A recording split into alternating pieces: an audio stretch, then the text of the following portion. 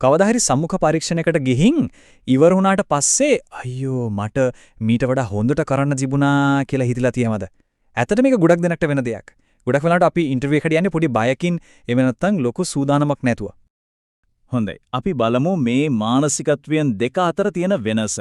එක පැත්තකින් ඉන්නවා ටිකක් කලබල වෙච්ච සූදානමක් නැති අයදුම්කරුවෙක්. අනිත් පැත්තෙන් ඉන්නවා හරිම විශ්වාසයෙන් උපාය මාර්ගිකව හිතන නායකයෙක්. ඉතින් මේ විග්‍රහයේදී අපි උත්සාහ කරන්නේ අර කලබලකාරී තැනින් මිදලා නායකයෙක් වගේ හිතන තැනට එන්නේ කොහොමද කියලා බලන්නයි. හැබැයි අද අපි ඒ தত্ত্বය වෙනස් කරනවා. ඒකට අපි කතා කරන්න යනවා පියවර 5කින් සමන්විත ඇත්තටම ඔප්පු කරලා තියෙන ක්‍රමවේදයක් ගැන. අපි බලමු සම්මුඛ පරීක්ෂණ ජය ගන්න ඉහළම විධායකයන් පාවිච්චි කරන රහස් ක්‍රමවේද 5ක් මොනවද කියලා. හිතන්නකෝ. අපි දෙන උත්තර ගැන හිතන්නත් කලින් අපි ප්‍රගුණ කරගන්න ඕන පළවෙනිම දේ තමයි අපේ මනස. ඇත්තටම ජයග්‍රාහකයන් සූදානම් වෙන්නේ උත්තරවලටත් වැඩියෙන් තමන්ගේ මානසිකත්වයටයි. මේකට අපිට මූලික මූලධර්ම දෙකක් උදව් වෙනවා.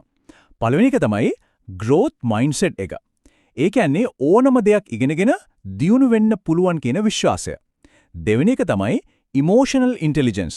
හෙවත් චිත්තවේගීය බුද්ධිය. ඒ කියන්නේ තමන්ගේ වගේම අනිත් අයගේ හැඟීම් තේරුම් අරන් ඒවා කළමනාකරණය කිරීමේ හැකියාව. මෙන්න බලන්න. හරිම සරල. ඒත් පුදුම විදියට වැඩ කරන මානසික උපක්‍රමයක්. ඉන්ටර්විව් එකට යද්දී දැනෙන කලබලය නොසන්සුන්කම ආවම මම බය වෙලා කියලා හිතනව වෙනුවට මම මේකට හරිම උද්‍යෝගයෙන් ඉන්නේ කියලා හිතන්න. මේ පොඩි මානසික මාරුවෙන් හැමදේම වෙනස් වෙන්න පුළුවන්. මොකද විශ්වාසයෙන් නතුලට ගියාම දෙන පිළිතුරු පවා 20කින් විතර වඩා බුද්ධිමත් විදියට ඇහෙනවා. හරි. දැන් අපි මනස සෙට් කරගත්තා. දැන් අපි යමු ඊළඟ පියවරට. ඒ තමයි ගැඹුරු උපාය මාර්ගික පර්යේෂණය සහ සූදානම. සාමාන්‍ය ආයුධකරුවෙක් කියන තැනින් මිදිලා උපාය මාර්ගිකව හිතන කෙනෙක් වෙන්නේ කොහොමද කියලා බලමු. මුලින්ම VUCA රාමුව පාවිච්චි කරන්න. ඒ කියන්නේ වෙළඳ පොලේ තියෙන අස්ථාවරත්වය, අවිනිශ්චිත බව, සංකීර්ණත්වය සහ අපහැදිලි බව තේරුම් ගන්න. මේ සමාගම ඇත්තටම මුහුණ දෙන අභියෝග මොනවද කියලා තේරුම් අරන් ඉන්නවා කියලා පෙන්නුවම එයාලා දකින්නවා මෙතන ඉන්නේ නිකම්ම කෙනෙක් නෙවෙයි ගැටලු විසඳන්න පුළුවන් කෙනෙක් කියලා. ඊළඟට පෙස්ටල් විශ්ලේෂණය. ඒ කියන්නේ දේශපාලනික, ආර්ථික, සමාජීය වගේ බාහිර සාධක සමාගමට බලපාන්නේ කොහොමද කියලා තේරුම් ගන්න එක. මේ වගේ පුළුල් දැක්මක් එක්ක කතා කරද්දී පේන්නේ තවත් එක අයදුම්කරුවෙක් වගේ නෙවෙයි සමාගමේ අනාගතය ගැන හිතන උපාය මාර්ගිකයෙක් වගේ. දැන් තමයි අපි වැදගත්ම තැනකට එන්නේ. ඒ තමයි කතන්දර කියන එක. නායකයෝ සම්මුඛ පරීක්ෂණ ජයගන්නේ මෙන්න මෙතනදී. නිකම්ම කටපාඩම් කරපු යාන්ත්‍රික උත්තර දෙනව වෙනුවට ස්ටාර් ක්‍රමය පාවිච්චි කරන්න. ඒ කියන්නේ తত্ত্বය, කාර්ය, ක්‍රියාව සහ ප්‍රතිඵලය.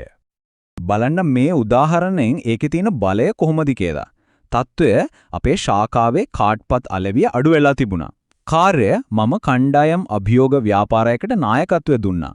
ක්‍රියාව අපි සමවයසේ පුහුණුවයි සතිපතා ඇගීම්නුයි භාවිතා කළා.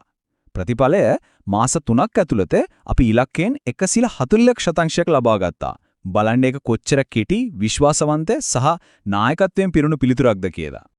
හරි. කතාව තවත් බලවත් කරන්න ඕන නම් ග්‍රෝ ආකෘතිය ගැන කතා කරන්න. ඒ හරහා කණ්ඩායමේ ඉලක්ක තියලා ඒරාලව වර්ධනය කළේ කොහොමද කියලා පෙන්වන්න පුළුවන්. ඒ වගේම කයිසන් හෙවත් නිරන්තර වැඩි දියුණු කිරීමේ මූලධර්මය ගැන කතා කරද්දී ක්‍රියාවලිය ගැන ගැඹුරින් හිතනවා කියලා පේනවා. මේවායින් පෙන්වන්නේ කලමනාකරුවෙක් විතරක් නෙවෙයි මිනිස්සු සහ පද්ධති ගොඩනගන නායකයෙක් කියලා. හොඳයි. දැන් අපි ළඟ සුපිරි කතා ටිකක් තියෙනවා. ඒත් ඒ කතා කියන විදිහත් ඒ වගේම වැදගත් නේද? මොකද කියන දේ වගේම ඒක කියන විදිහත් හරිම වැදගත්. සම්මුඛ පරීක්ෂකයෙක් විශ්වාසය ගොඩනගා ගන්න ස්කාර්ෆ් ආකෘතිය උදව් වෙනවා. උදාහරණයක් විදිහට පිළිතුරු පැහැදිලිව දෙනකොට එයාලට නිශ්චිත භාවයක් certainty දැනෙනවා. මූලිකත්වයේ අරගෙන කතා කරද්දී ස්වාධීනත්වය autonomy පේනවා. මේ හැම දෙයකින්ම වෙන්නේ සම්මුඛ පරීක්ෂකයෙක් මානසිකව ආරක්ෂිත සම්බන්ධයක් ගොඩනගෙන එකයි. මේක නම් ඇත්තටම හිතන්න ඕන දෙයක්. බලන්න මේ මෙහෙරබියන්ගේ රීතිය. sannivedanayකදී අපේ වචනවල බලපෑම තියෙන්නේ 7% විතරයි. කටහඬේ ස්වරය 38% සහ ශරීර භාෂාව 55%. ඉතින් පැහැදිලි නේද වචනවලට වඩා අපේ ඉදිරිපත් කිරීම කොච්චර වැදගත්ද කියලා. ඉතින් කරන්න ඕන දේවල් ටිකක් මෙන්න. හරිම සරලයි. කෙලින් ඉඳගන්න, ස්වභාවිකව hina වෙන්න, සෙමින් හා පැහැදිලිව කතා කරන්න, ඒ වගේම හොඳින් සවන් දෙන්න. මේ සරල දේවල් වලින් විශ්වාසය මනාව ප්‍රදර්ශනය වෙනවා. සාමුක පරීක්ෂණය ඉවර වෙද්දී චිත්ත වේගීය බුද්ධිය පෙන්වන ප්‍රශ්නයක් අහන්න. උදාහරණයක් විදිහට ඔබේ කලමනාකරුවන් තුල ඔබ වඩාත්ම අගය කරන නායකත්ව ගුණාංග මොනවද කියලා අහන්න පුළුවන්. ඒ එක ප්‍රශ්නයකින් පෙන්නනවා දැනටමත් නායකයෙක් වගේ හිතන කෙනෙක් කියලා. හරි, අපි දැන් එනවා අවසාන ඒත් සමහර විට වැදගත්ම පියවරට. ඒ තමයි එක වචනයක්වත් කතා කරන්න කලින් තීරණාත්මක මොහොත. පළමු හැඟීම පරිපූර්ණ කරගන්න එක. මනෝවිද්‍යාව මේකට කියන්නේ ඉම්ප්‍රෙෂන් මැනේජ්මන්ට් තියරි. එහෙමත් නැත්නම් හැඟීම් කළමනාකරන න්‍යාය කියලා.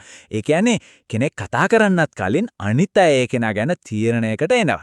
ඒ නිසා කාමරයට ඇතුළු වෙන මොහොතේ ඉඳන් හැම දෙම වැදගත්. මේකේ තේරුම තමයි මුලින්ම ඇතිවෙන හැඟීම තමයි වැඩිපුරම මතකේ හිටින්නේ. ඒකට කියනවා ප්‍රයිමසි ඉෆෙක්ට් කියලා. ඒ නිසා පිළිවෙලට අඳින්න, ලියා කියවිලි පිළිවෙලට තියාගන්න, විනාඩි 20කට කලින් එතනට යන්න. ශක්තිය තමයි කෙනෙකුගේ පෞද්ගලික සන්නාමය. හොඳයි. අපි දැන් මේ කතා කරපු හැම දෙයක්ම එකට එකතු කරලා බලමු. මෙන්න ජයග්‍රාහී සූත්‍රය. ඉතින් මේ තමයි ප්‍රෙප් ප්ලස් සූත්‍රය. පළවෙනිව මයින්ඩ්සෙට්. ඒ කියන්නේ growth mindset සහ චිත්ත වේගීය බුද්ධිය. දෙවනුව රිසර්ච්. ඒ කියන්නේ VUCA සහ PSTLE විශ්ලේෂණය. තුන්වෙනුව ස්ටෝරි ටෙලිං. STAR සහ GRO ක්‍රම භාවිතා කරලා. හතරවෙනුව කමියුනිකේෂන්. SCARF ආකෘතිය සහ සංවේදනීයන්. සහ පස්වෙනුව ප්‍රසන්ටේෂන්. ඒ කියන්නේ හැඟීම් කළමනාකරණය. මේවා ප්‍රගුණ කළොත් සම්මුඛ පරීක්ෂණයකට සහභාගී වෙනව නෙවෙයි, එක මෙහෙයවන්න පුරම් වෙනවා. මොකද මතක තියාගන්න සම්මුඛ පරීක්ෂණයක් කියන්නේ කෙනෙක්ගේ වටිනාකම ඔප්පු කරන තැනක් නෙවෙයි, ඒ දැනටමත් නායකයෙක් වෙලා ඉන්න විදිහ පෙන්වන තැනක්.